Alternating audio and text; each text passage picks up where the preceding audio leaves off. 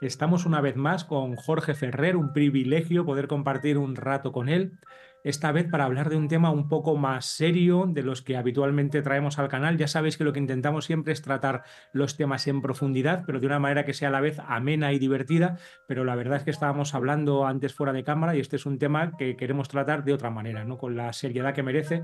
Para mí es muy importante traerlo al canal, ya que yo como psicólogo terapeuta pues he visto en muchas ocasiones personas que han sido devastadas por los abusos de poder, en ocasiones con un elemento incluso sexual, de alguna persona que estaba supuestamente iluminada o que tenía como un aparente conocimiento o poder espiritual.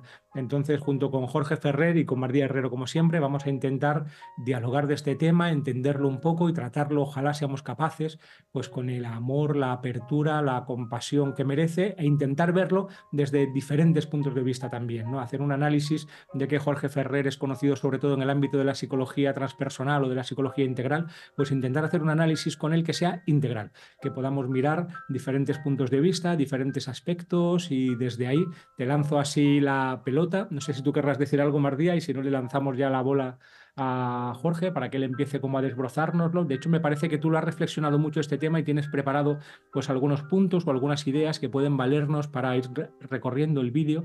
Entonces, venga, adelante. Si quieres empezar con tu exposición, bienvenido. Vale, pues muchas gracias Rafa y María por, por hacer de anfitriones de este encuentro y como ya hablamos, ¿no? La idea aquí no es acusar a nadie, no vamos a mencionar nombres de ninguna persona, ni de organizaciones, ni de grupos espirituales, ¿no? Y la idea también un poquito, como tú ya decías bien, Rafa, es como traer una mirada de discernimiento, con compasión y también intentar con comprensión, ¿no? O sea, ¿por qué ocurren estas cosas? Poner luz, ¿no? A todos estos fenómenos que realmente, como tú bien dices, pues han sido muy devastadores y siguen siendo para cantidad de personas, ¿no? Son fenómenos que no hay que trivializar de ninguna manera por el daño que causan, ¿no? Entonces yo creo que una primera distinción que es importante en todo esto, en nuestra conversación, es hacer distinciones entre distintos grados o tipos, ¿no? de abusos de poder y el daño que hacen, ¿no? Por ejemplo, no es lo mismo una persona que va a una clase de yoga una vez, ¿no? Y después se encuentra, deja la clase y se encuentra con el profesor de yoga y el profesor de yoga le echa los tejos, ¿no? Le dice, vamos a tomar algo a cenar y después se enrollan, ¿no? Eso no es lo mismo que un chamán en una ceremonia de ayahuasca tocando zonas erógenas con propósitos supuestamente de sanación, pero que obviamente hay otras intenciones, ¿no? Tampoco es lo mismo el caso de un tallerista que da un taller de fin de semana con 50 personas y no hace ningún proceso terapéutico profundo con ninguna de las personas, es algo así como más amplio, ¿no?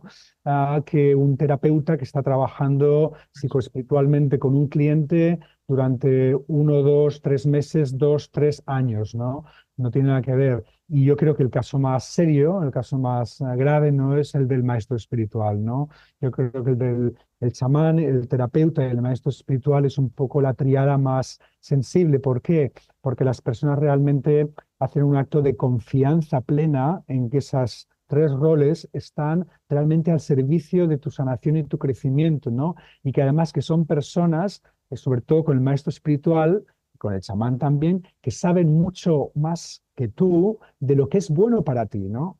Entonces, cuando se acercan con distintos tipos de propuestas, etcétera, eso puede crear mucha confusión y puede crear realmente pues, la idea del consentimiento, que como se sabe en las relaciones de poder es muy delicada, ¿no? Cuando el maestro espiritual se acerca a una mujer y le dice, mira, yo creo realmente que un contacto más íntimo conmigo va a ser fenomenal para tu desarrollo espiritual, ¿no? O cuando un chamán se acerca a una discípula y le dice, mira, a través del contacto conmigo, y esto yo lo he escuchado directamente en una comida, ¿no? Un chamán diciendo, una mujer le estaba diciendo, ¿me abres una dieta con tal planta? La discípula. Esto fue en California, me pidieron que estaba allí para traducir. Y el chamán le dice, mira, yo te puedo dar todo el conocimiento de las plantas de otra manera. Yo me quedé así como un poco a cuadros, ¿no? Me callé, no dije nada, después hablé con ella, le dijo, ¿estaba diciendo lo que creo que estaba diciendo? Me dice, efectivamente, me la ha propuesto varias veces, que a través de una relación sexual con él, ya no tengo que hacer dietas porque me pasa el conocimiento de todas las plantas, ¿no? Ella siempre dijo que no, obviamente. Pues yo creo que estas son distinciones importantes, ¿no? Y también ponerlo en un contexto histórico, ¿no? No es lo mismo lo que pasaba en los años 60, 70, había mucha menos conciencia, no es que fuera menos equivocado, menos problemático en muchos casos, pero hay muchísima más conciencia de este tipo, ¿no? A veces juzgamos cosas que pasaron hace 30, 40 años y yo creo que es importante centrarnos sobre todo pues, en el presente, ¿no? Y la última distinción que hago, y de momento me callo, para ver qué aportáis o qué queréis, por dónde queréis seguir, es que, claro, solo escuchamos de las situaciones de este tipo que van mal. ¿Por qué? Porque son los escándalos públicos, son las personas que han sido heridas y acusan, ¿no? Pero no escuchamos que muchas veces hay situaciones que no van mal, que van bien. Y voy a poner dos ejemplos rápidos, ¿no? Yo conocí una vez a una contemplativa, era profesora de mi universidad, mayor que yo, una tía súper sólida. Estaba en entrenamiento con un maestro Zen en Japón por muchísimos años y después de muchos años de entrenamiento allí en Japón, el maestro, mucho más mayor que ella, un anciano, se le acercó y le propuso un contacto más íntimo, no sexual penetrativo, pero sí que sensual, de dormir juntos, de acostarse. Y él decía que era la esencia de su enseñanza, era el amor y que quería compartir ese amor con ella. Ella, aunque no le atraía sexualmente, entró muy conscientemente a esto y fue algo realmente, por lo que ella reportaba, algo bueno para ella, nada traumático y que a lo largo de los años, cuando iba a Japón, tenían ese tipo de contacto y siempre, pues, fue algo muy bueno, ¿no? Y el otro ejemplo es de una amiga personal, ¿no? Que también era maestra, profesora, pues, psicoespiritualmente, ¿no? Que bueno, acabó enamorándose de un estudiante que ella era mujer, 20 años menor que ella, ¿no? Y bueno, hicieron todo un proceso también, acabaron casándose, tienen dos niños preciosos, se quieren, es una cosa muy genuina y bonita, ¿no? Entonces, para mí cuando hay acusaciones, cuando las cosas van mal, ¿no? Cuando la gente es dañada, sobre todo en el caso de los maestros espirituales o terapeutas, ¿no? Que en general no es buena idea, ya hay que decirlo de entrada, cuando hay una relación de poder es algo muy delicado, ¿no? Pero cuando las cosas van mal, a mí lo que me da la impresión, y para mí es un poco la línea divisoria, es que el deseo personal del terapeuta, el deseo personal del maestro espiritual, les ha cegado el discernimiento de poder equilibrar de que ese contacto no va a ser bueno, constructivo para la otra persona, ¿no? Y ahí es el parte del problema. Y luego podemos ver a ver por qué pasan estas cosas. Pero me callo un momentito para reflexiones, comentarios, resonancias. Adelante. Sí, te escucho sobre todo hablar de abusos como de tipo sexual, ¿no? Pero también hay muchos otro tipo de abusos, ¿no? Abusos en lo psicológico, abusos a muchos niveles, ¿no? ¿Cómo enmarcarías eso? Sí, claro, hay abusos de todo tipo, ¿no? Hay abusos financieros también, abusos psicológicos. Cuando dices abusos psicológicos, ¿puedes poner algún ejemplo? ¿Qué te refieres? Bueno, pues que, por ejemplo, que haya una estructura muy cerrada o muy jerárquica y entonces digamos, el que está en una posición jerárquica superior tiene la conexión con la divinidad y cualquier cosa que diga no debe de ser puesta en, ¿sabes?, en cuestión, por Efectivamente, ejemplo, ¿no? efectivamente. También conozco el caso de un gran terapeuta, maestro, que ha funcionado en España y Sudamérica, cuyo nombre no puedo acordarme, eh, en el que en muchas ocasiones, ¿no? En grupos, públicamente, con estudiantes sobre todo que le habían a veces cuestionado cosas privadamente o personalmente y tal, hacía humillaciones públicas. Hacían humillaciones públicas. Este es un tipo de abuso no sexual, psicológico, muy dañino, en el que hacía una humillación pública y a esa persona que le había cuestionado, siempre, por supuesto, le decía de que era un problema de su ego, porque él era el maestro y él sabía realmente lo que le había dicho es correcto, y si le cuestionaba cualquier cosa, siempre, siempre automáticamente era un problema egoico del estudiante, y entonces le pegaba una machacada pública que realmente pues eran bastante desagradables. En el psicoanálisis clásico, de hecho, se habla siempre del mecanismo de defensa de la negación. Y en los ámbitos espirituales, bueno, que consiste básicamente en que si el paciente o el analizando niega un señalamiento del terapeuta, eso implica que por negación el terapeuta lleva razón. Y si el analizando o el paciente afirma lo que dice el terapeuta, obviamente lleva razón. Entonces, este tipo de mecanismos un poco tautológicos también los hemos observado mucho en ámbitos espirituales, a través sobre todo de diferentes maneras, como esta como dice Mardia, este abuso jerárquico desde arriba y también con esta idea del ego, ¿no? Como que de alguna manera hay una parte en ti que está mal, si haces cualquier crítica al gurú, al maestro de turno o al poder establecido o al conjunto de normas vigentes en un determinado grupo, y entonces si obedeces estás bien y cualquier tipo de obediencia o de crítica es tu ego y está mal, ¿no? Entonces es imposible salir como de de esa tautología, de esa pescadilla que se muerde la cola. Y tú hablabas de una Efectivamente. gradación como de tipos de abusos, ¿no? Cada vez como parece aparentemente más peligroso, como en círculos concéntricos, hasta llegar al gurú, al maestro o al terapeuta que lleva años, que yo también he visto casos increíbles, ¿no? Recuerdo, por ejemplo, una chica que estuve tratando, que su anterior terapeuta, después de, estando ella casada además, después de acostarse con ella, ya le estaba dando cita para la siguiente sesión, ¿no? Y entonces esto se convertía en una manera, y él lo justificaba todo además de manera teórica también, ¿no? Como un enfrentamiento con tus propios límites, con tu sombra, con una moral caduca, etcétera, para hacerte crecer y evolucionar como persona. Y también en ámbitos espirituales varias veces he visto abusos sexuales clarísimos, incluso en ocasiones con embarazo y queriendo hacer pasar a la pareja de la mujer embarazada la cosa también pues como una gran oportunidad de iluminación para ese hijo bendito que iba a venir al mundo casi como un segundo Jesucristo. O sea, casos que ponen los pelos de punta. Pero yo quiero Sí. introducir también como una segunda gradación que sería algo así el que tiene que ver, a ver cómo entendemos esto, porque es un tema también complejo y delicado, el que tiene que ver con la intención concreta de la persona que está al cargo, porque es verdad que puede ser que tenga puntos ciegos, escotomas de carácter, que estén operando elementos inconscientes, que la propia persona desde sus límites no se dé del todo cuenta de lo que está haciendo, que él realmente se crea su papel y crea que tiene pues eso, una potencia sanadora especial y que a lo mejor a través de su sexualidad o de sus fluidos corporales pues es capaz de dar una transmisión y que realmente se crea eso, pero yo he visto casos en que no, en que la persona sabe perfectamente que está engañando y manipulando y aún así lo hace, es decir, hay una cualidad moral clara. Como decía Cencillo, Exacto. tenemos una mismidad y una intención básica y podemos hacer el bien y hacer el mal. Y esto es muy importante decirlo, porque las personas que tenemos una estructura más bien dependencial o en un sentido lacaniano como los neuróticos corrientes, nos cuesta mucho imaginar que haya personas que sean capaces de hacer programas y planes conscientes para acosar a los demás y para abusar de ellos e incluso para abusar de manera sexual. Y entonces nos vamos dejando abusar porque no somos capaces de decir, no, este es una persona, es un psicópata o es una persona con un grado de narcisismo brutal y lo está haciendo de una manera consciente para ir a hacerte daño. Entonces esto para la mayoría de las personas es tan impensable que van entrando a trapo y acaban convirtiéndose pues, en la víctima perfecta, sobre todo si hay elementos dependenciales de los que se aprovecha el abusador, claro. Sí, aquí estamos entrando en las causas subyacentes, que son súper importantes, y esta es una muy importante, ¿no? Que vamos a ir más a fondo.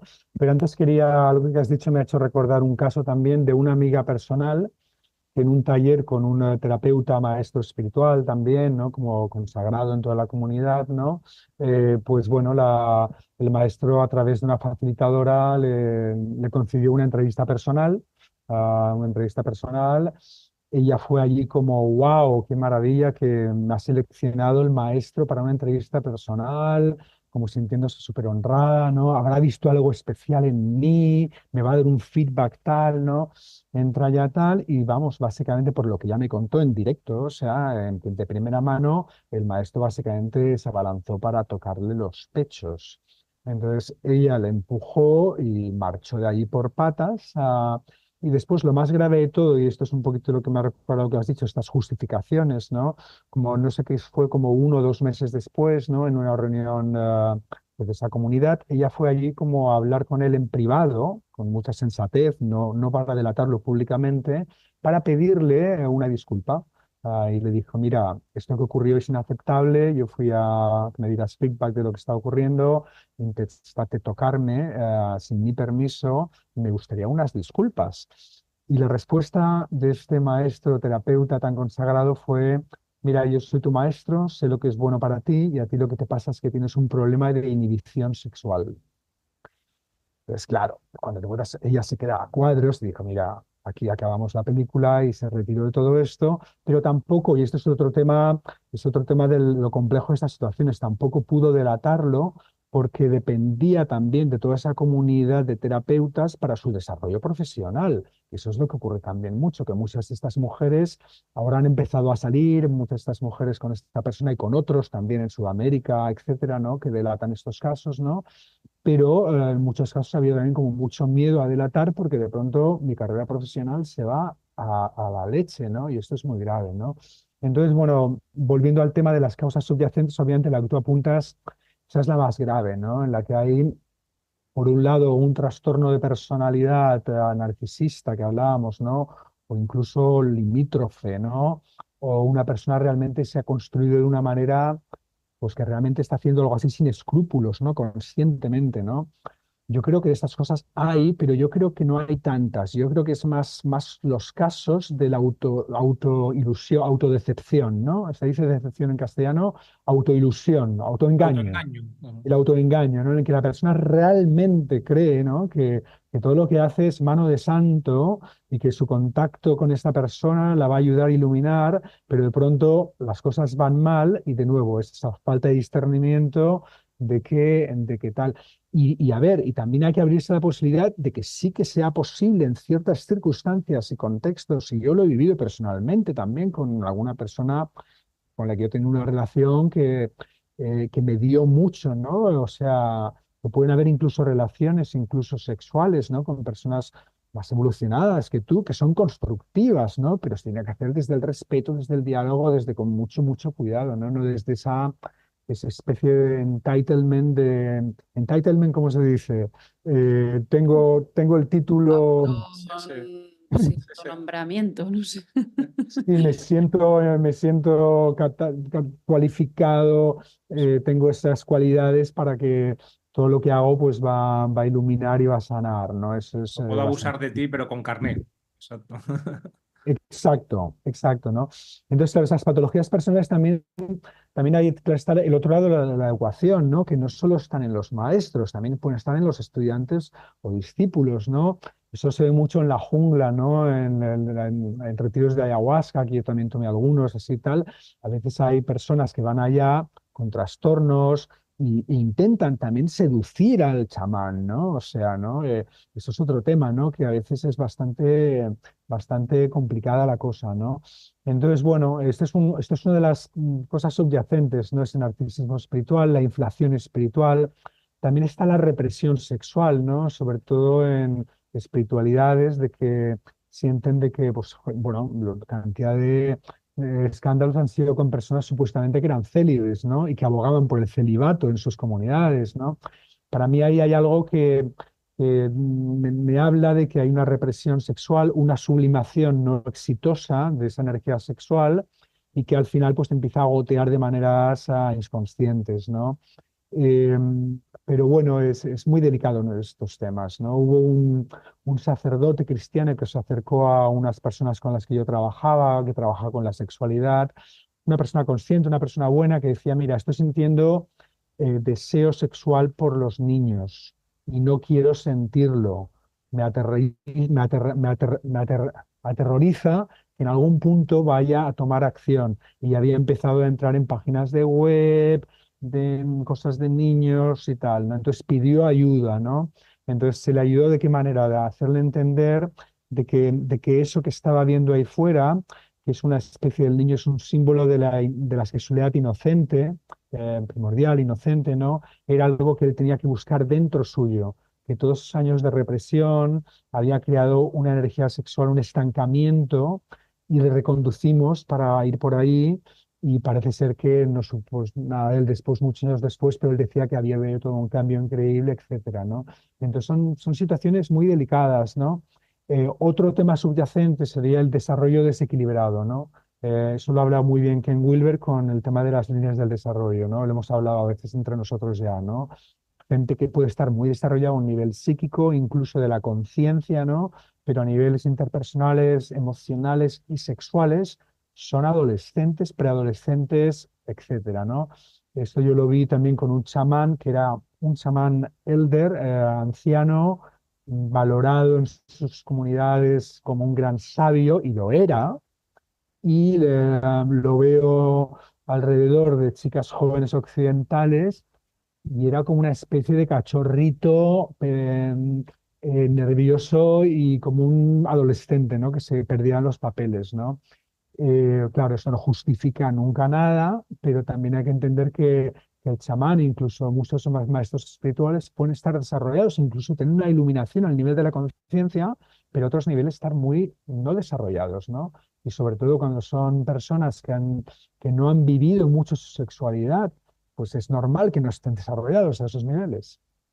Tengo otros temas aquí de subyacentes, pero quizás os doy la palabra por si queréis añadir, puntualizar, comentar cosas.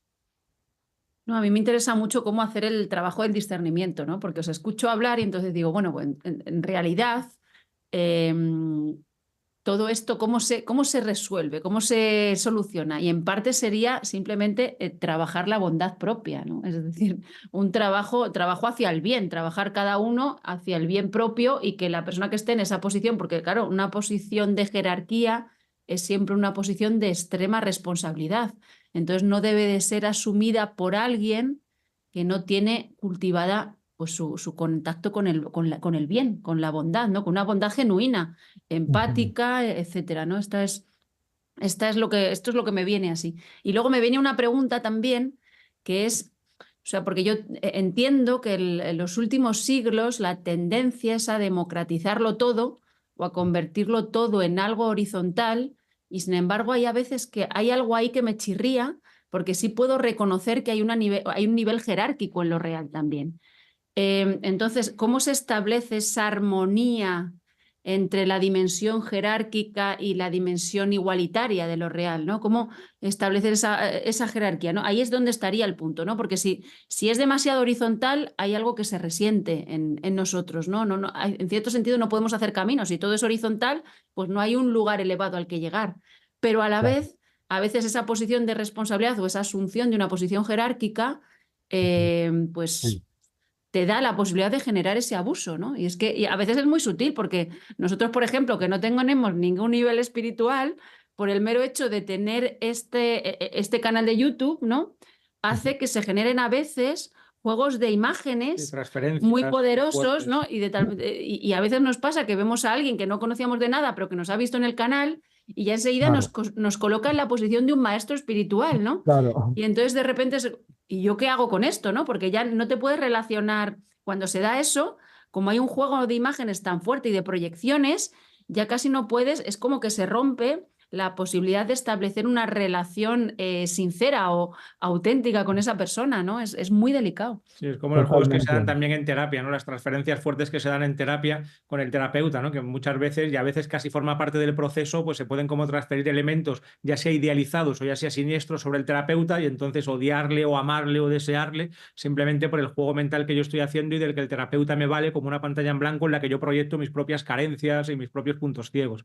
Y esto lo hemos vivido todos, ¿no? Y también Sí. yo en mi caso creo que no tengo problema con esto, que porque la experiencia o lo que sea lo manejo bien, pero hay terapeutas, claro, que se ven sorprendidos y no lo pueden manejar bien y les tocan sus propios puntos ciegos, porque cuando una persona lo intenta, como es una relación, digamos así, de inconscientes, casi Sí, siempre ataca por donde más duele, ¿no?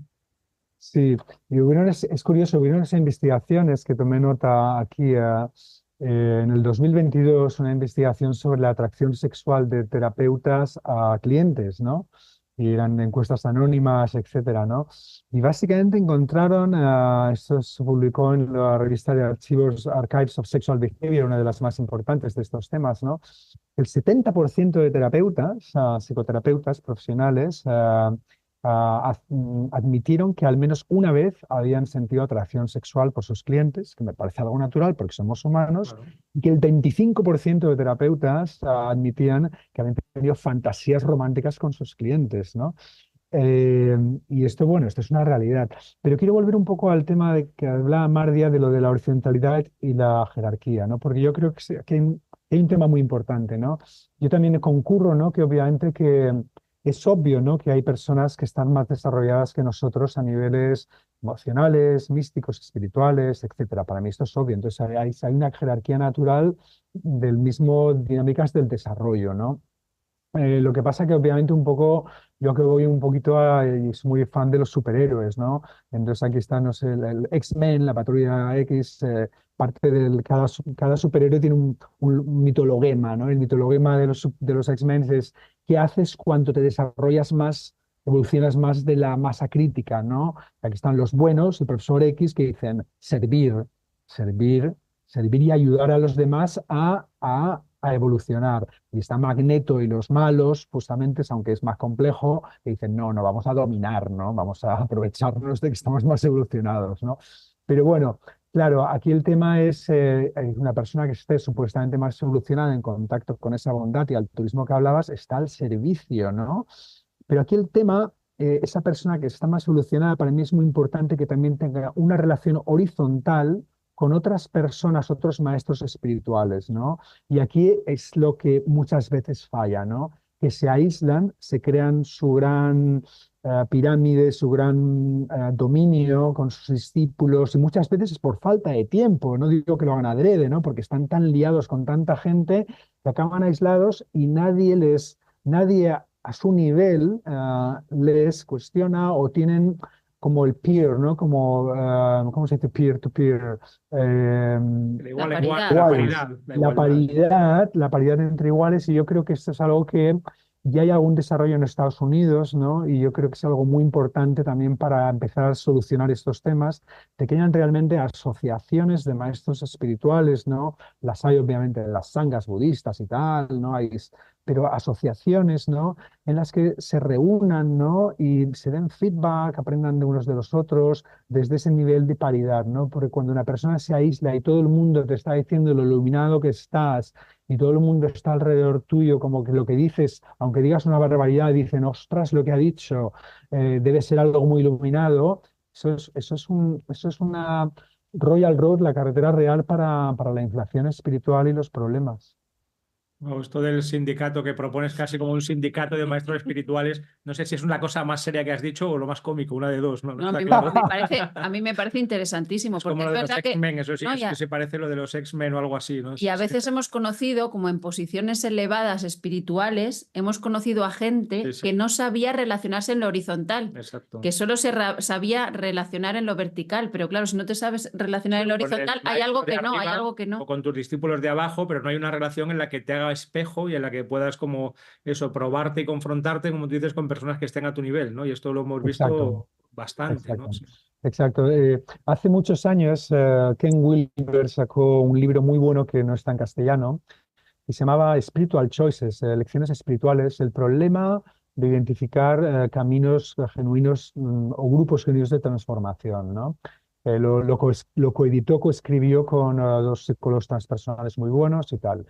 Y en este libro, una de las takeaways, una de las cosas que yo me llevé muy claro, es que ellos preguntaban, uno de los criterios, ¿no? Es, ¿hay graduación o no? O sea, estás en una escuela en la que en un punto el maestro espiritual te puede llegar a decir, estás graduado, te has iluminado como yo, o a lo mejor incluso más, ¿no? O no. La mayoría de gurús, la mayoría de estructuras de estas que conocemos, esto no se ve casi nada, ¿no? Digo gurús pues más pues de sectarios o incluso gurús terapéuticos, ¿no? Esto es que ocurre, por ejemplo, en las sangas budistas, ¿no? Sangas budistas o de Zen, ¿no? Pues hay entrenamiento y a un punto que, oye, pues ya te certifico para que seas maestro de Zen y tal, ¿no? Estás ya a mi altura, ¿no? Y esto es más normal en muchos caminos, ¿no?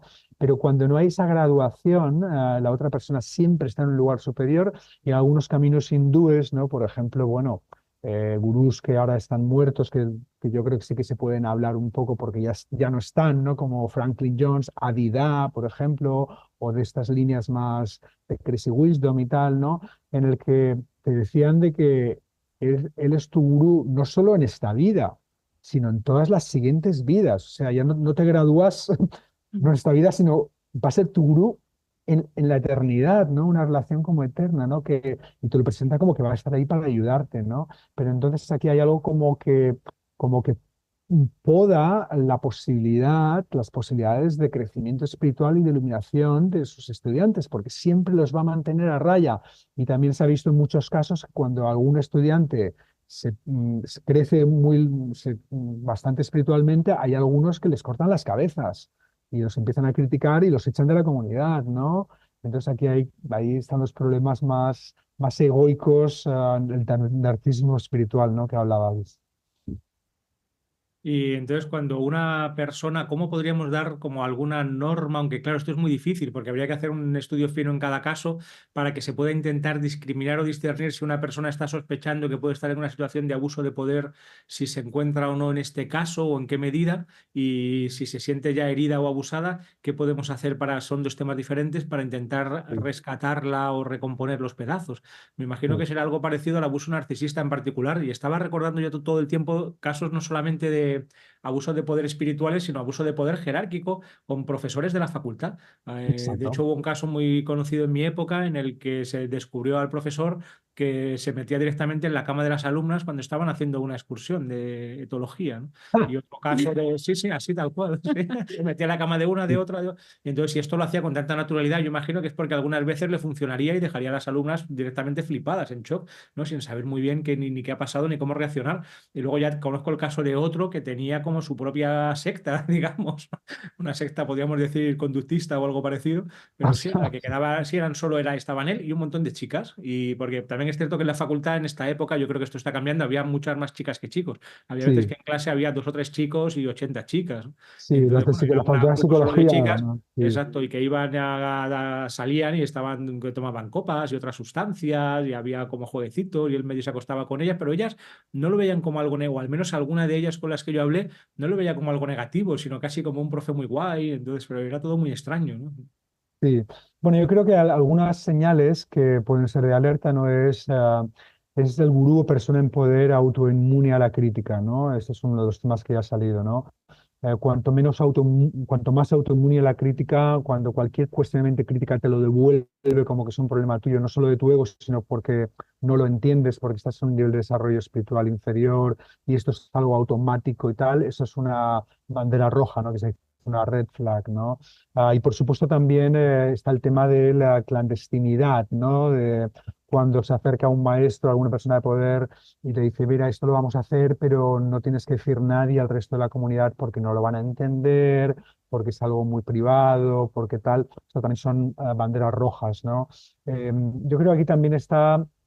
Claro, en muchas comunidades espirituales en base a cosas que han ocurrido, han desarrollado protocolos, ¿no? Yo creo que eso está muy bien, ¿no? Protocolos en los que hay un consejo, ¿no? Hay un consejo al que personas de la comunidad pueden ir cuando tienen dudas sobre algo. El consejo va a este maestro espiritual y hablan con él, ¿no? También hay protocolos claros de, por ejemplo, en Spirit Rock, que es el centro budista más famoso de California, ¿no? Jack Cornfield, gente muy, muy buena trabaja ahí, gente con formación psicoterapéutica también, que esto es importante, ¿no?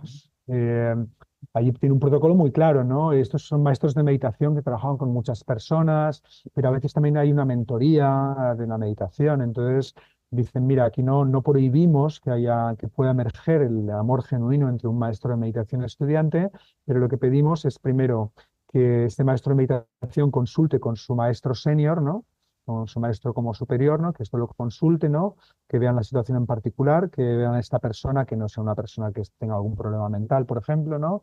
Y después piden que haya al menos 3 meses de no contacto como maestro-estudiante y a partir de ahí pues pueden empezar una relación, ¿no? Esto en casos de terapia es mucho más, los protocolos son mucho más serios, ¿no?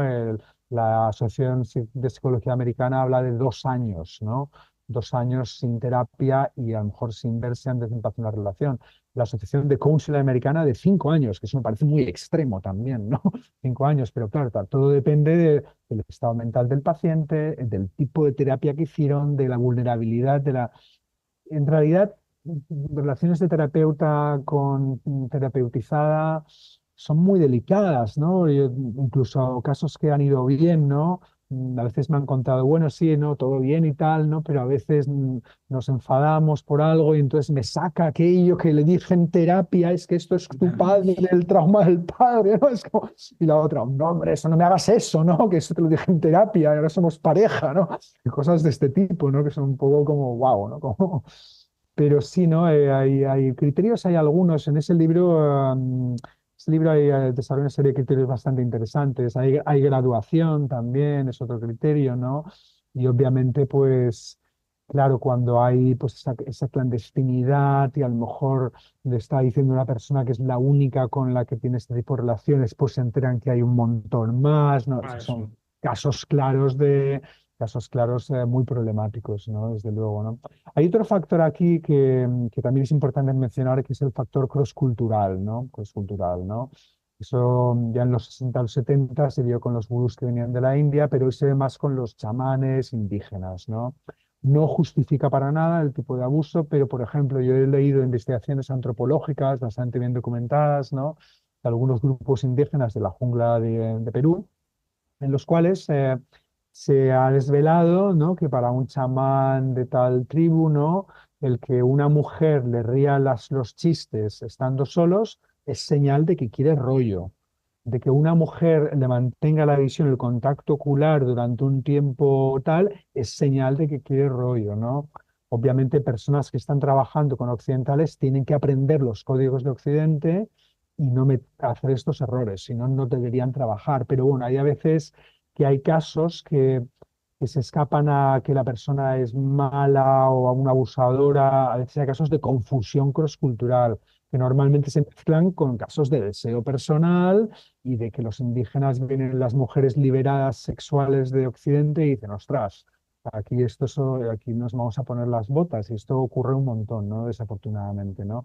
Y obviamente tampoco es lo mismo cuando un chamán, después de trabajar con una persona, se acerca a ella y le dice, me interesas, que cuando en medio de una ceremonia con enteógenos, con una ayahuasca, que la persona está en un estado alterado de conciencia, con vulnerabilidad total, se le acerca para sanar o se le mete en el saco de dormir a abrazarla y tocarla. Esto sí que es totalmente inaceptable de cualquier manera, ¿no? Entonces hay muchos factores aquí, ¿no? Sí, sí. Wow, qué pasada, ¿no? Cuando decías esto de los años, a mí siempre me ha parecido muy curioso de dónde sale esa cifra, ¿no? De que si un terapeuta tiene que tener relaciones con una paciente, estar 2 años, ¿no? Que es la cifra que se suele dar sin verlo, no sé lo de los 5 años de coach, y no sé si sabes ahora, la Asociación de Terapia Regresiva dice que hay que estar separados 7 vidas, ¿no? Entonces ya Sí, después, es una broma, perdón, no lo he podido evitar, perdón. no, pero Sí, sí. sí. Mm. ¿Qué más? Tú Más también, cosas. Sí, María, A como, mí, también decías, sí. a mí me viene Adelante. siempre, cuando hablamos de estas cosas, me viene siempre hay una imagen de una película, la de Gladiator, en el momento en que el Marco Aurelio de Gladiator le dice a Máximo que quiere que lo suceda, Máximo dice que él no quiere. Entonces dice, he ahí la razón por la que debes ser tú, ¿no? Claro. De tal manera que me resulta siempre, eso o sea, ha acudido a mí, o sea, se estableció dentro de mí como una guía clave para hacer un discernimiento a ese nivel. Es decir, solo puede ocupar una posición jerárquica la persona que esté completamente, como decías tú antes, al servicio del otro. Es decir, la que menos quiera esa posición jerárquica desde lo egoico, ¿no? Y eso para mí es una vía para poder discernir eso, ¿no? lo mismo que pasa en la Exacto. política española, ¿no? Sí, Igual. sí. Pero esto del chamanismo es muy claro, porque claro, en realidad, históricamente los chamanes no era algo que elegían ellos, lo elegía la comunidad o eventos que pasaban. eh, Eso de que ahora voy a ser un chamán, ¿no? Me quiero hacer chamán. Esto no tiene sentido a nivel crosscultural, predominantemente era por familia, por linaje, o por la comunidad, o por algo que bueno, la gente reconocía en ti, ¿no? Y entonces al final iban a ti muchos chamanes no querían ser chamanes, ¿no? Y lo han vivido como un gran peso, ¿no? Pero lo han hecho por el servicio, ¿no? Sí, conozco ayahuasqueros que me han dicho, bueno, y me he prometido 1000 veces no tomar ayahuasca nunca más, no puedo más, ¿no? Pero servicio, pues tal, lo hago y tal, ¿no? Entonces, esto es un factor importante lo que dices, Mardia, ¿no? Desde dónde una persona va a esa situación de poder espiritual, ¿no? Y muchas veces es una mezcla, ¿no? Es una mezcla de que la gente te reconoce algo, pero después tú te apoltronas, te acomodas ahí y dices, ostras, ¿no? Y sí, yo también estoy contigo, ¿no? Las personas que menos quieren estar en situaciones de poder son las que deberían estar en situaciones de poder, ¿no? Y claro, las jerarquías también estas también, me acuerdo mi gran amigo, mentor Ramón Alvareda, él hablaba un poco de que él sentía de que él tenía una posición como de cierto poder en su comunidad, era el terapeuta principal, el creador de un enfoque de transformación holística y tal. Él decía, no, yo no me siento arriba de una pirámide, yo me siento abajo de una pirámide invertida en la que yo estoy dinamizando cosas y que la gente tal, y no estoy arriba diciendo lo que la gente tiene que hacer, o yo estoy como de dinamizador, ¿no? De una serie de procesos, ¿no? Me pareció una bonita, un bonito reverso de esa imagen de la pirámide, ¿no? Como la pirámide al revés, ¿no? Y tú estás abajo de todo, apoyando los procesos hacia arriba de todos los demás, ¿no? En lugar de estar arriba, mando y ordeno, ¿no? Lo que dices de los indígenas, o también se puede aplicar con tantos gurús que están en la India, esta frase que a mí me hace mucha gracia, ¿no? De cómo lo vivimos los occidentales, que hay una especie que yo ya lo veo como un sarampión que hay que pasar a inmunizarse, que es que en cuanto van a Perú a tomar 2 o 3 veces ayahuasca, ya vuelven creyéndose chamanes, maestros espirituales, que la sustancia me ha dicho que yo tengo que darla. Esto lo he escuchado yo muchísimas veces, ¿no? Y cuando estábamos más en el ámbito del sufismo, yo lo llamaba la sheijitis, que era que de repente te picaba un bicho, ¡pum!, y ya te creías un sheikh, y entonces ya a partir de ahí, claro, que nadie te tosiera porque tú eras un sheikh, ¿no? Y esta era una enfermedad muy difícil de curar. Entonces a mí se me hace gracia esta frase que decía, no es lo mismo ser indio que hacer el indio. Entonces, ¿no? Estar en la cultura, en el marco antropológico indígena, y entonces desde ahí sabes qué relación tienes con la sustancia desde un imaginario concreto y desde unos marcos muy estructurados, a verlo desde Claro, Occidente casi como un turista espiritual que llega allí a tomar el brebaje mágico a ver qué pasa, ¿no? Y las totalmente. diferencias culturales son esenciales, y aquí recuerdo también, lo voy a decir también medio con otra imagen un poco cómica, una viñeta de Facebook que me hizo mucha gracia y que he comentado a veces, que se veía como 2 mujeres, una en bikini, digamos, prácticamente desnuda con unas gafas de sol que le tapan los ojos, y otra al contrario, una mujer como totalmente tapada y solamente se le veían los ojos, y cada una se miraba a la otra y una pensaba, caray, qué cultura más machista, todo tapado menos los ojos, y la otra la miraba y decía, caray, qué cultura tan machista, todo destapado menos los ojos, ¿no? Entonces, estos encuentros culturales, como te digo, hay que tenerlo muy en cuenta, ¿no? El marco cultural de cada uno, ¿no? Lo vi, me hizo mucha gracia y me pareció muy acertado. Me pareció como dio una vuelta a la tortilla muy, muy interesante, ¿no? El otro tema también, y es este un poco está la mística, la iluminación más allá de la moral. Ese es otro de los grandes temazos, ¿no? Ya que hay muchas posturas históricas, ¿no? Tanto de místicos como de estudiosos de la mística, ¿no?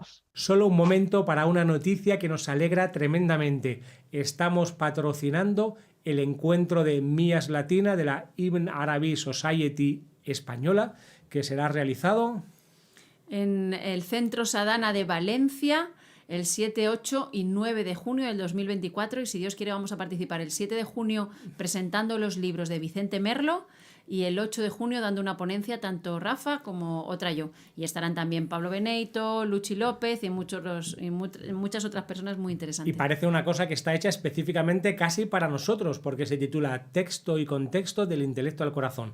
No pueden ser de alguna manera más nuestros temas, tanto de Mardía como mío. Además tenemos un montón de eventos más, y como no puedo decirlos todos porque largaría mucho el vídeo, no me resisto a hablar de otro evento que para mí es especialmente importante, porque llevamos desde un grupo de psicología transpersonal años intentando iniciar una jornada de psicología transpersonal en el Colegio Oficial de la Psicología de Madrid, y finalmente lo hemos conseguido. Lo voy a inaugurar yo la tarde del 13 de junio a las 18 con una charla sobre epistemología de la psicología transpersonal, que más allá del título voy a intentar que sea lo más amena, profunda, honda y divertida posible, y todo a la vez ojalá lo consiga. Podéis inscribiros debajo, es gratis, y esto me parece que marca un hito muy especial y muy importante que todos aquellos que queramos una psicología un poco más integral, por llamarlo así, tenemos que apoyar. Allí nos vemos. Muchas gracias. Estoy comprometido con el proyecto de, en la página web psicologiayespiritualidad.com, hacer un calendario de actividades y mantenerlo actualizado para que en diferentes lugares de España nos podáis localizar, a Mardía o a mí, o a los dos juntos cuando damos alguna charla. Pero sobre todo aquí, como estamos patrocinándolos, por favor, os animamos a venir. Estaremos en convivencia, además, se puede comer con nosotros y con los ponentes. Esto es una cosa preciosa que hay en este tipo de encuentros en Valencia, del 7 al 9 de junio, Ibn Arabi Society, Mías Latina, buscar la información aquí. Y me parece que la inscripción vale 30 euros, así que ahí ponemos toda la información. Gracias y seguimos. Es lo que se hablaba un poquito en aquellos puntos que se envié de esa narrativa transmoral, ¿no? De que muchos místicos realmente pues, se dotan de su propia moralidad. Si realmente aceptamos que hay líneas del desarrollo, como dice Wilber y muchos otros psicólogos del desarrollo, que hay un desarrollo pues, preconvencional, convencional, donde estamos todos, y otro postconvencional, pues es factible de que haya personas que se hayan desarrollado más a un nivel ético, moral, espiritual, y que su moral no obedezca la moral de la masa crítica, ¿no? Y aquí esto lo puede ser desconcertante en algunos casos, pero por otro lado, claro, aquí está la distinción, hasta qué punto esta persona que reivindica una transmoralidad, lo que pasa es que se ha convertido en un ser amoral. Eso. Amoral, desde a lo mejor incluso un estado de realmente de despertar de la conciencia, y hay estados de despertar de la conciencia. Yo vi algunos episodios en mi juventud en California, después de leer el primer libro de Derrida, Franklin Jones, que es un maestro muy potente. Me llevó como a dos semanas de iluminación amoral, ¿no? ¿Qué es esto, ¿no? O sea, todo tal, ¿no? Y esto también está, como os comentaba un poco, a veces está relacionado con cómo se concibe ese principio último o realidad última, como si es algo que tiene una moralidad o no. Y aquí también hay cantidad de discusión. Obviamente en las tradiciones más teístas hay una moralidad que se atribuye, ¿no? A Dios, ¿no? A ese Dios personal, porque también es personal. Pero en espirituales más monistas, por ejemplo, está menos claro, ¿no? No sé si os acordáis Charles Manson, el famoso gurú sectario, ¿no? Que cometieron asesinatos, intentó asesinar al presidente de Estados Unidos. Él decía una cosa que a mí siempre quedó muy clavada, dijo algo así como, bueno, si Dios es uno y si todos somos uno, eh, ¿dónde está lo malo o qué es lo malo? Porque todo es parte de Dios. Y es como, wow, ¿no? Como fuerte, ¿no? La cosa, ¿no? Y ahí han habido bastantes abusos con este tipo de confusiones, ¿no? Lo monístico también se puede leer como todos somos uno, entonces no hago a nadie lo que no quieren que me hagan a mí. Pero tiene lecturas más amorales, incluso en la historia del hinduismo clásico hay relatos que dices, ostras, ¿no? De carnicerías tal, y que Krishna y tal, ¿no? Entonces hay cosas muy, muy, muy delicadas, ¿no? Aquí. Claro. Una distinción entre absoluto y relativo que a nosotros nos gusta mucho, que también es una distinción bastante convencional. Entonces, si alguien realmente está en ese nivel, ¿no? En un nivel no dual de identificación plena con lo absoluto, pues tal vez, ¿no? Pero en la medida en que también estamos en un mundo con forma y relativo, pues a mí me cuesta mucho, tal vez por mis propios límites, que estoy muy poco iluminado, esta distinción o esta que tú dices de una espiritualidad más allá del bien y del mal, ¿no? Esto Claro, para... sí. Pero Claro, claro, el porque hay más que allá. acoger siempre Sí, la dimensión Claro, relativa. Es porque que lo verdaderamente no claro, dual, como yo lo entiendo, es acogiendo lo claro, relativo, ¿no? claro. Como algo que tiene Pero, sentido en sí claro, mismo también. sí, pero el más allá del bien y del mal, claro, desde esa narrativa transmoral, dicen más allá del bien y del mal convencional. Ya, Estamos ya, hablando del bien y eso el sí, mal distinto, ¿no? claro. Hay todo tipo de historias en el budismo, ¿no? El Buda recordó una vida anterior en la que él asesinó al capitán de un barco para salvar, que iba a matar a todos los tripulantes, y estuvo haciendo una serie de ejercicios hasta que su intención era muy pura y mató al capitán del barco, ¿no? Desde la intención pura, ¿no? Para salvar a los otros, ¿no? Pero cometió un asesinato, ¿no? Entonces hay una serie de cosas muy delicadas, ¿no? Antes, Mardia, tú habías dicho algo que también me gustaría también traerlo, ¿no? Que es que toda esta conversación es algo que todos nos tenemos que plantear nosotros, ¿no? Todos, Eso. todo el tiempo, ¿no? Y habéis hablado cómo os proyectan cosas en vosotros por el problema que tenéis y tal. Yo también me han proyectado cosas a veces en mi universidad, porque en la universidad psicoespiritual o por también programas que hacemos, ¿no? Y entonces, ¿cómo lo gestionamos todas estas cosas, ¿no? Os lo pregunto yo a ti a vosotros, ¿cómo gestionáis cuando os proyectan estas cosas? No, pues como podemos, malamente, improvisando como todos, ¿no? Yo lo que hago es un marco muy claro y normalmente tengo muy separado el ámbito profesional de mi ámbito personal. Claro, Entonces, es muy raro que yo tenga relaciones personales fuera del ámbito de la terapia con las personas claro, con las que estoy trabajando. Yo lo veo como la ciudad amurallada de Minas Tirith en El Señor de los Anillos, ¿no? Que tenía como 7 murallas concéntricas, entonces con los pacientes solamente puedo abrir la primera muralla, ¿no? Y es muy raro que en casos muy especiales se pueda abrir la otra muralla, que yo sí que creo que en ocasiones se puede y hasta se debe hacer, porque todos somos humanos y yo entiendo la terapia como un ponerme yo desnudo como otro ser humano que sufre delante de otra persona para intentar ver juntos lo que hacemos, ¿no? Y entonces en ocasiones sí que creo que puede haber momentos en que la terapia puede convertirse en otro tipo de relación, pero ya deja de ser terapia, ¿no? sí, Y entonces esto me mantiene a mí hasta cierto punto más o menos a salvo, ¿no? Pero en ocasiones, sobre sí, todo con gente que viene muy desestructurada o con diagnósticos claro. muy graves, pues a veces no es fácil, ¿no? Y me ha pasado alguna vez que alguna persona me sigue o me acosa o me persigue, y estos son gajes del oficio, ¿no? Yo creo que a todos los Ya, terapeutas que llevamos ya largo recorrido nos ocurre y forma ya. parte del proceso y del programa, y también te pone a ti delante como ese espejo, ¿no? ¿Y tú, Martía, qué dirías? Sí, O sea, para mí lo más importante en general, y yo creo que mi compromiso tiene que ver como con el intento de ser lo más sincera posible. Eso. Entonces, cuando estás delante de un otro y puedes ser sincera, pues poco a poco ese límite tan grande, ¿no? Esa muralla que se ha puesto, porque en el fondo es una muralla lo que se pone cuando hay una proyección excesiva de imagen, pues ujú, la muralla se va desestructurando y se va cayendo, ¿no?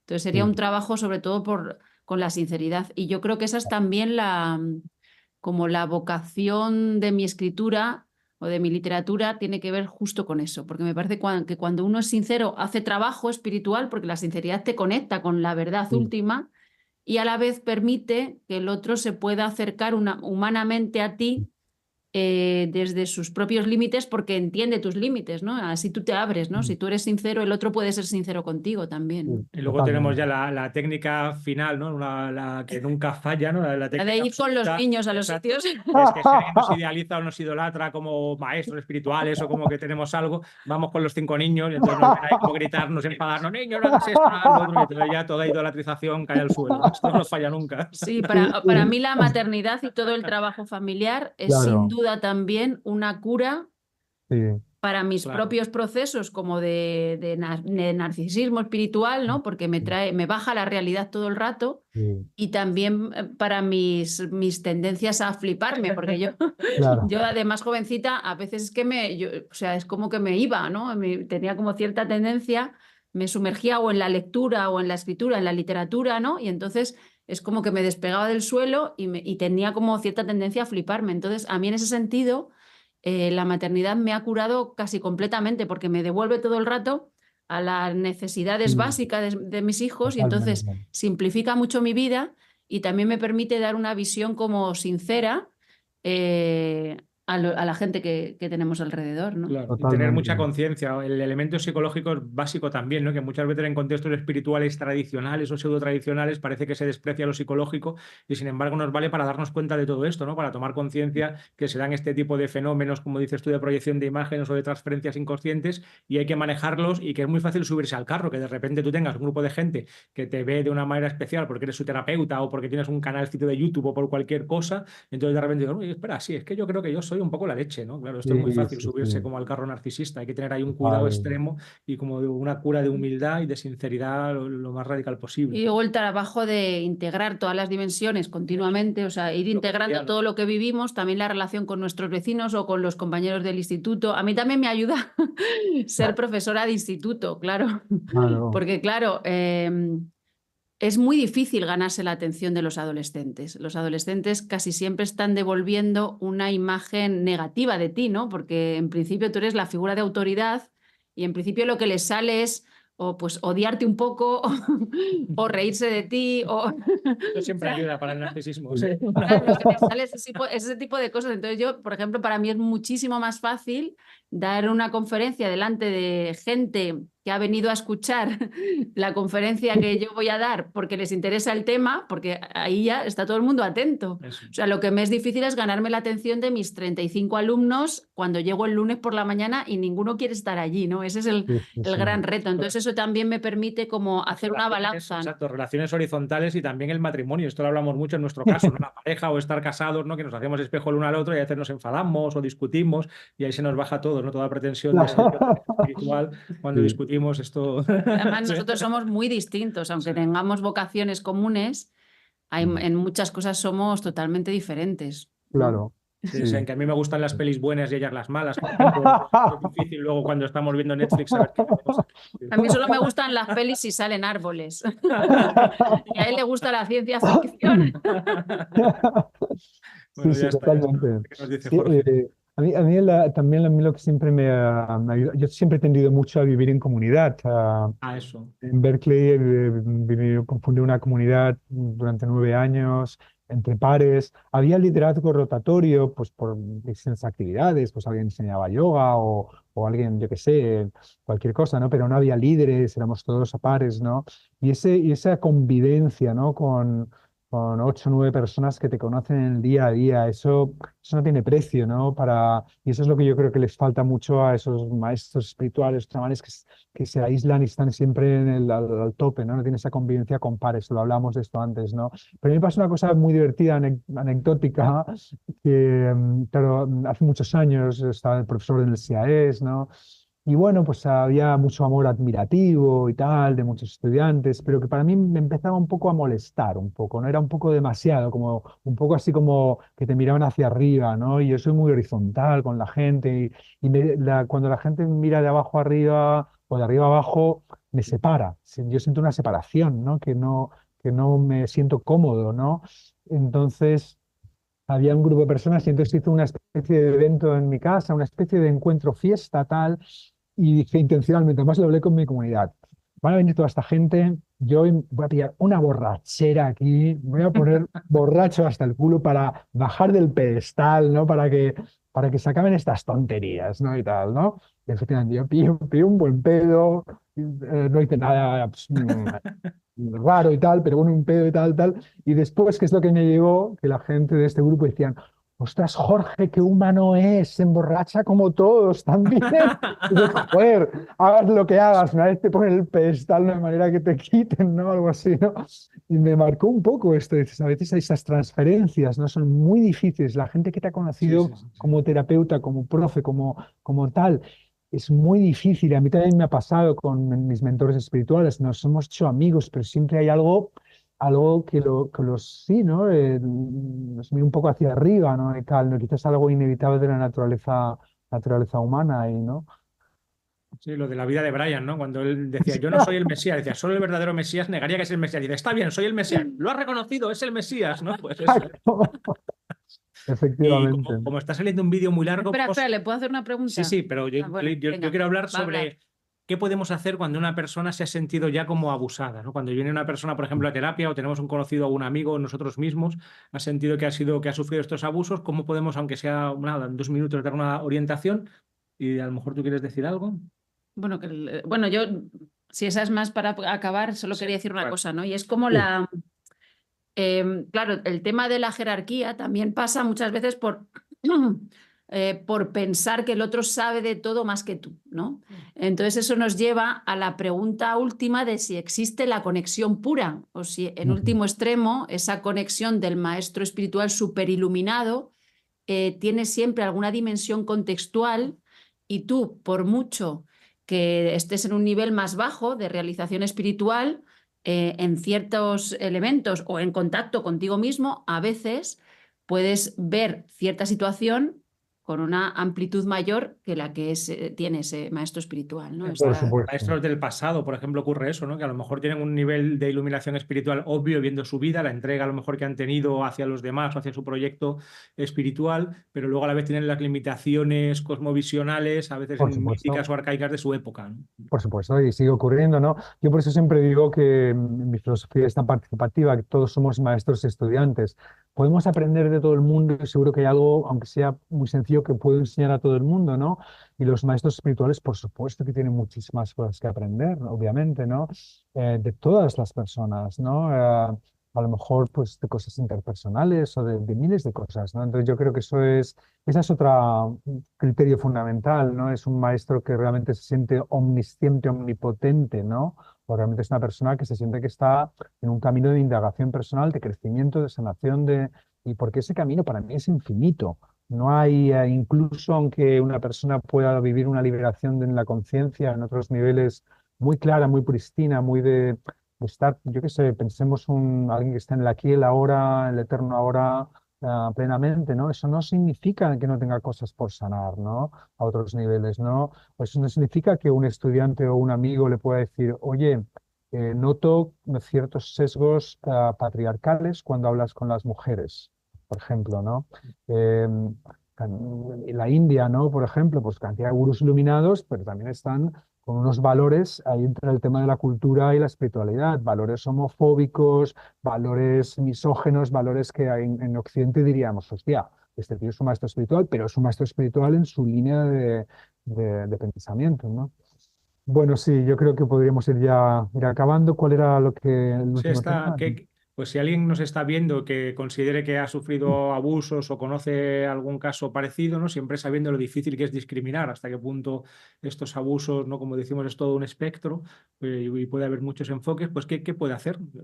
Por Ujú. ejemplo, ir a terapia, ¿no? Para mí sería ir a Sí. terapia con un terapeuta fuera del contexto del grupo en el que se encuentra, ¿no? Esto para mí sería tal vez un primer consejo básico, ¿no? Fundamental, porque además el terapeuta también es una persona que también está en una situación de poder percibido, pero si es un buen terapeuta, obviamente, y no lo va a retraumatizar la persona, Eso. un buen terapeuta, precisamente es una de las maneras en que esa situación de poder puede ayudar a contrarrestar todo ese daño que le hizo otra persona en la situación de poder, ¿no? Por compensación. Esta persona que realmente está ahí con bondad, con empatía, al servicio de su sanación, etcétera, ¿no? Depende del tipo de abuso que ha sido, por ejemplo, si ha sido un abuso muy serio sexual, también hay, claro, habría que también tratar el tema del abuso sexual de otras maneras que la terapia probablemente verbal solo no va a llegar, ¿no?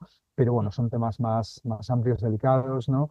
Y también, obviamente, es muy importante animar a esta persona a compartir lo que le ha ocurrido mientras se protege de una manera protegida, ¿no? A lo mejor es primero de una manera anónima, conversar con personas de esa comunidad de confianza, hablar con si hay alguna otra persona, compartir, a salir de ahí, ¿no? Porque muchas veces el ostracismo, el autoostracismo, eso es lo que lo hace incluso peor, ¿no?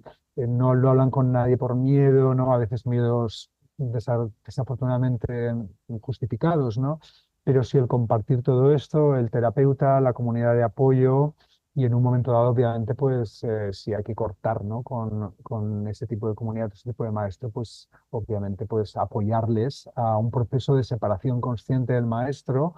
Aquí hay un terapeuta, lo último que digo ya, Greg Bogart, gran amigo mío, que es psicólogo transpersonal.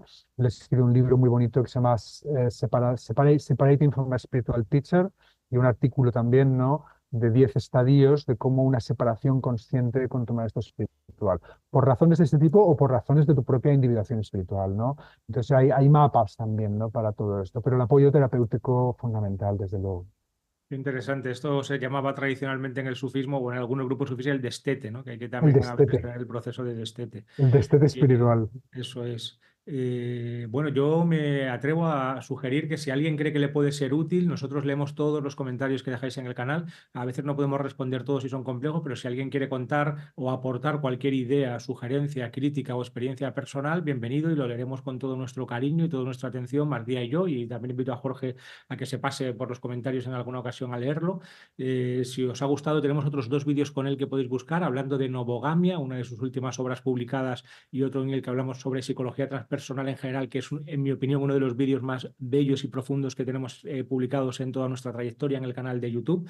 También sabéis que tenemos la web psicologiayespiritualidad.com, donde anunciamos algunos de nuestros cursos, que ya tenemos 3 y un montón más en marcha.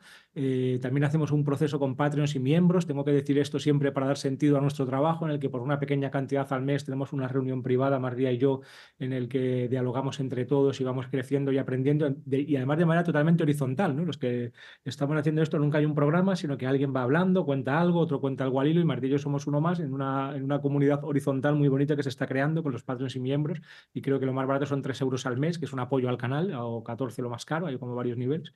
¿Y qué más? Suscribíos al canal si no lo estáis y os interesa nuestro contenido, así también nos apoyáis, se agradece mucho, dejadnos likes, compartid el vídeo con otras personas que creáis que les puede interesar. ¿Y alguna última palabra que queráis aportar? Yo darle las gracias a Jorge. Igual tú tienes alguna última cosa que decir, porque ayer nos planteaste como posibilidades para el diálogo y no sé si las hemos desarrollado todas, Jorge.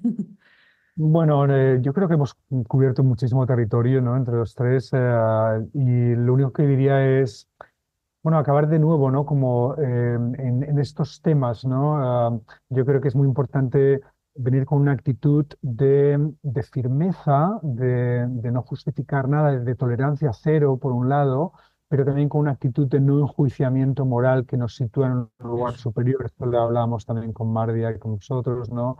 Sino desde el discernimiento, incluso intentar comprender algo siempre. Claro, yo soy un poco inocente, igual, yo siento que todo el mundo es bueno, ¿no? Como decía aquel programa de televisión, ¿no? Que en el fondo somos todos buenos, ¿no? Que la maldad es algo reactivo al sufrimiento, ¿no? Como dice Thich Nhat Hanh, que que a lo mejor nacimos en ciertas circunstancias y seríamos el pirata que viola a la niña en el barco, ¿no? Eso para mí es muy importante, ¿no? Mantenerlo así, y cuando nos acercamos a las situaciones con esa comprensión de cómo es, qué es lo que le conduce a esta persona a actuar de esta manera, ¿no? Y a lo mejor pues proponer incluso pues estrategias de intervención. Yo propuse una vez en un caso de una persona que había recibido muchas acusaciones de acoso, y hablé con gente como lugartenientes de la organización, les dije, ¿por qué no, antes de que esta persona se muera, hacemos un encuentro de reconciliación, de sanación, que vengan varias de estas personas dañadas, que le expliquen cómo han sido dañadas, que él las escuche, que les haga una devolución, que no sea un lugar de condenación y en juicio, sino de comprensión, reconciliación y sanación? Así que ahí lo dejaría.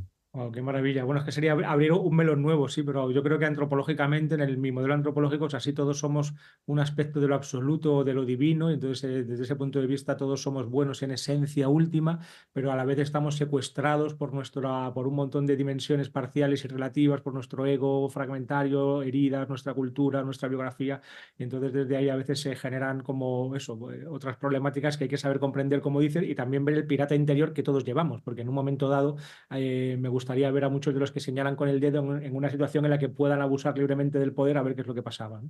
Como tristemente se ve continuamente en todos los ámbitos en que se puede tocar poder, ¿no? En política es el ejemplo más claro. El político más bien intencionado del mundo, si es que los hay, en cuanto toca poder empieza a replicar los mismos patrones que con los que estaba enfrentado en un principio, ¿no? Pero bueno, este sería Efectivamente. otro tema. Si os ha gustado el vídeo, vamos a intentar liar a Jorge Ferrer para que vuelva y vamos a hablar de esto y muchas más cosas con él. Muchas gracias a todos. Gracias, Muchísimas Jorge. gracias a los dos, Bendiciones. ¿eh? Muchísimas gracias. Gracias. Y bendiciones. Jorge acaba de salir, pero Mardía y yo no nos hemos quedado del todo tranquilos, ya que os hemos animado y os seguimos animando a que nos dejéis comentarios. Lo único que sí os pedimos, yo creo que por motivos obvios, es que no sea señalando como a grupos o a personas concretas con nombres, ¿no? Creo que esto es bastante comprensible. Así es. Muchas gracias.